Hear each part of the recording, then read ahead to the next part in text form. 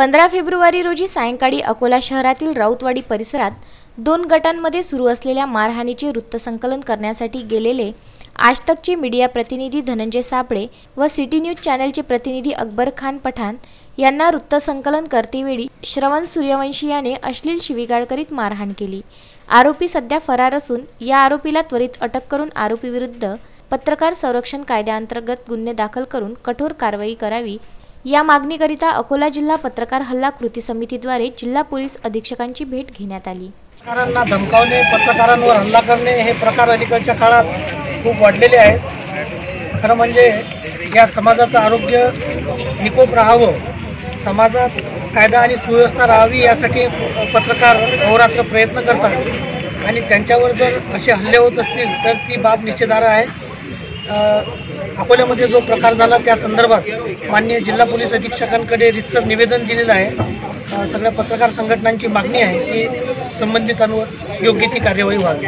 Print आणि electronic मीडियाचे लोक काम करत असताना पत्रकारांना फार जबाबदारीने वागावं लागते। आमचे लोक जबाबदारीने वागतात, पण तो काही समाजातले असे तत्व आहेत की त्यांना ते सर्व पटत नाही, त्यामुळे ते हल्ले करतात। हे चुकीचं आहे। आमच्या इलेक्ट्रॉनिक मीडियाच्या माणसावर चॅनल प्रतिनिधीवर जो हल्ला झाला त्याचा अकोला जिल्हा पत्रकार संघातर्फे इलेक्ट्रॉनिक प्रिंट मीडिया संस्थेतर्फे आम्ही संयुक्तरित्या त्याचा निषेध करतो व या घटनेची पूर्ण चौकशी झाली पाहिजे।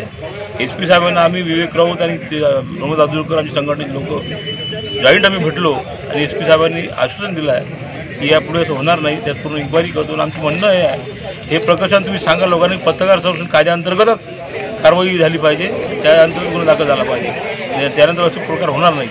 आम्ही सर्व एकजूट आहोत, असे प्रकार होऊ नये अशी SP साहेबांना आम्ही विनंती केली आहे आणि एक संपूर्ण चौकशी होऊन गुन्हेगाराला अटक व्हावी अशी आमची मागणी आहे। यावेळी जिल्हा पोलीस अधीक्षकांनी या घटनेबाबत पोलीस प्रशासन गंभीर असून लवकरच गुन्हेगाराला अटक करून जिल्हा पत्रकार हल्ला कृती समितीच्या मागणीनुसार पत्रकार संरक्षण कायद्याअंतर्गत गुन्हा नोंदविण्याची प्रक्रिया लवकरच तपासाअंती घेऊन योग्य ती कारवाई करणार असल्याचं आश्वस्त केलं।